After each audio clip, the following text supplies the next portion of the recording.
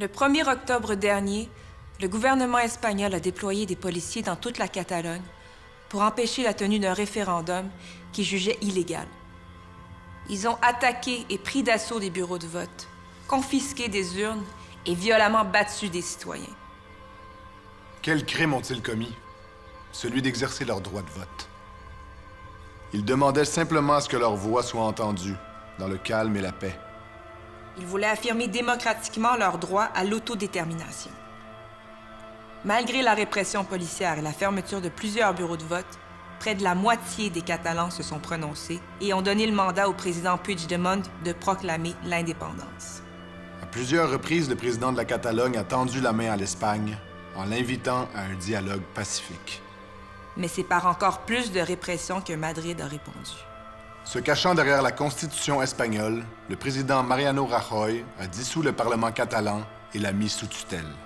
Il a ensuite fait arrêter et emprisonner des ministres catalans, les autres ministres et le président Puigdemont étant exilés en Belgique. Il risque une peine de plus de 30 ans de prison. Quels crimes ont-ils commis? Celui d'avoir organisé, démocratiquement, un référendum. Rien de plus. L'Espagne impose maintenant une élection en Catalogne le 21 décembre prochain pour remplacer le gouvernement qu'elle a congédié. Dans cette élection, les ministres catalans emprisonnés ne pourront pas faire campagne. Pas plus que ceux qui se trouvent en Belgique et qui risquent, s'ils retournent au pays, D'être eux aussi emprisonnés. l'Espagne bafoue la démocratie. C'est comme si, en 1995, le gouvernement canadien avait rendu illégale la tenue du référendum québécois et emprisonné Lucien Bouchard, Mario Dumont et les ministres du gouvernement de Jacques Parizeau.